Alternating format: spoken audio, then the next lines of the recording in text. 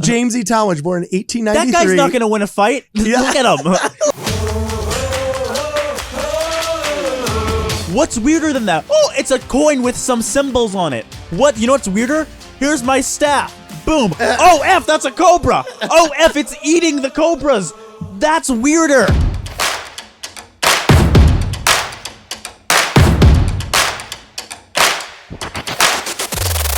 But you know, here is an interesting story. Speaking of prophets, 70 from like the 60s? Yeah, we don't know. But there's this great story that I found that we're gonna have to talk about here, and that is when James E. Talmage, literally in order to defeat a bully, ran his horoscope to find out what time of what day he should fight him. Aww. And this is what happened. Yeah, this is what happened. All right, so check this out really fast. Years ago, while a schoolboy in far-off England, I made an acquaintance with an aged sage who placed implicit trust on the stars. He devoted himself with great energy to instruct me in the mysteries of astrology. I drank at this fountain of error with increasing thirst and trusted his words with all the power of a child's simple faith. Before I was 10 years old, I had learned to cast the horoscope. So fast forward through it's only about, 7 or 8 paragraphs. You should read it. But he says that he ran the kid's horoscope and he said, I cast the horoscope of the future and found that at a convenient hour, 5 o'clock in the afternoon on Wednesday, his star would be declining and mine would be ascending. Surely the day of our deliverance was near at hand because he was tired of getting bullied by this kid. All right. And the stars had promised to help me in my dangerous enterprise of confronting him. The victory was assured. Force should be subdued by the power of superior knowledge. So anyway, at 5 o'clock on the appointed day, he says that he went and he confronted the bully. The whole school knew about it. A bunch of people were like cheering him on, and he knew he had the powers of the astrological calendar in his favor.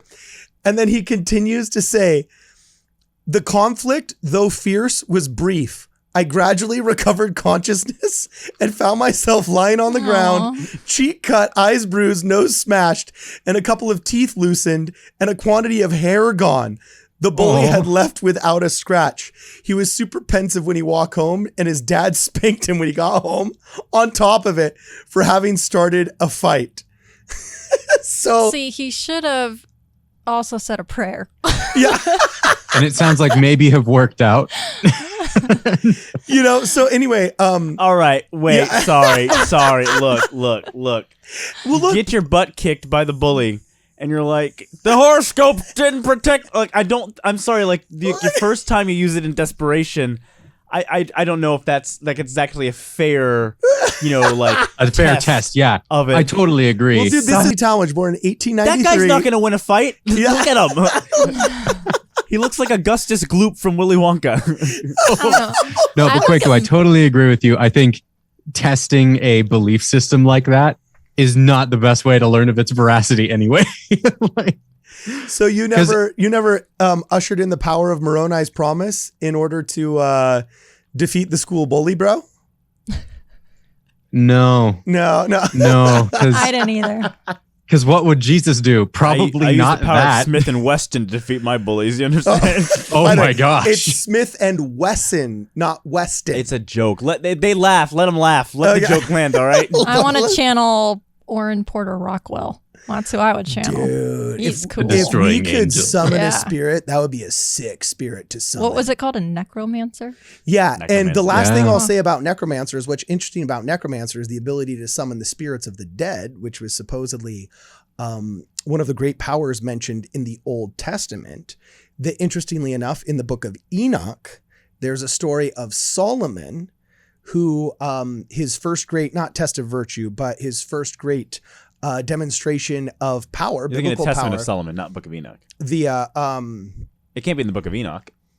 oh, you know, Enoch Apocryphal predates. Testament Yeah, of Solomon. yeah. I'm sorry. Testament of I Solomon. apologize. You are I'm wearing the correct. ring. I'm wearing the same ring from the Testament of Solomon, like the seal. Oh, I Yeah, see. no, check I know out this those whole story. It's a demons. great one. So anyway, I apologize. Yes, I got the wrong apocryphal book. I apologize. Anyway, he goes Yeah, how down to the dare you. basement and he had to cast out the demons from the temple as his first great display of power. And so what's so interesting is in the ancient Israelite world, he was called not Solomon the Wise, like we say in the West, he was called Solomon the Necromancer. for like the first 600 years. And that's why it's so interesting that Jesus Christ quotes what is most likely that apocryphal story when he cast out the demons. All right, you can read this, I believe, in both the book of Mark and the book of Matthew. He comes out and he says, "Why do you all marvel? For there is a greater than Solomon here." He was specifically referencing, most likely, the necromancy or the casting out of the spirits that is referenced in the, what's the book called again, Kwaku? The Testament of Solomon. Yeah, the Testament of Solomon. So he's specifically referencing the casting out of the devils in the temple. And he'd say, "Why do you all marvel that a devil has been cast out? For there is a greater than Solomon here." It's the only way that the quote makes sense. So anyway, what we've, as we wrap this up, here, take it away, Brad. What do you got to say? I just got one fun rabbit hole to dive down if you want to pull something up. Okay. Let's pull in the best astrological thing we can out of random church history. And let's go with Joseph Smith's Jupiter Talisman. Wait, but I thought that was all just a hoax of some guy that was trying to sell Jupiter talismans by saying that Joseph Smith had one. That's been debunked a million times, right, Brad? Maybe, but maybe not. I mean, I used to think that, and then I looked closer at the records. By the way, we're on camera disagreeing about Jupiter talismans, Brad, and I'm happy that you've come over to my side. I know. You're just like, wait a second. I know. And Kwaku, I totally was against it, but then I realized, okay, look, the guy who had the Jupiter talisman, Charles Bittman. Oh my gosh, look at Kwaku, he's ecstatic. He was on the record 20 years before selling this, talking to another random apostle about it. Actually, two random apostles about it. They both wrote about it in their journals. Okay, look, let's see what Fair Latter-day Saints has to say. Hey, all of us have a fair email here. We trust these guys. We trust these guys. So here it is. Do they trust us? Yeah, that's right. And no. But seriously, the other thing is everything else that Charles Bittman gave to the church was valid. Really? Yeah, from the Wilford Wood collection that he sold with the Jupiter talisman, everything else was valid. We reference the letters that he gave all the time as valid church history. Yeah. Okay, well, here's what that was the kicker for me. Here's what Fair says. Question: Did Joseph Smith have a Jupiter talisman on his person at the time of his death? And the only source of evidence that claims Joseph Smith had Jupiter talisman on his person is Charles Bittman, made long after the death of Joseph and Emma. So this well-circulated claim finds its origin in a 1974 talk by Reed Durham, Dr. Reed Durham. And he said that it was evidently a talisman on his person when he was martyred. The talisman, originally purchased from the Emma Smith Bittman family, fully notarized by what family said to be authentic, had belonged to Joseph Smith, can now be identified as the Jupiter talisman. Now, and here it says... Before reading through all of it, the thing that I don't know if I believe that it was on him at his time of death. Okay. I'm not as positive about that because we do have evidence of the things that were on him at the time of his death, and a coin or Jupiter talisman thing weren't mentioned. I do think he owned it though. And he probably thought it was like this cool coin that had these Hebrew symbols and astrological symbols on it, right? See, I don't know. He was trying to learn Hebrew stuff. So why wouldn't he keep something like that? See, I don't know about this because I read so much, and like all these articles talk about how, look, the list of items on Joseph Smith's possession at the time of his death did not list the talisman, and apparently that's a very trustworthy list. Yeah, but I don't think that it would need to be listed there for him to have owned it, right?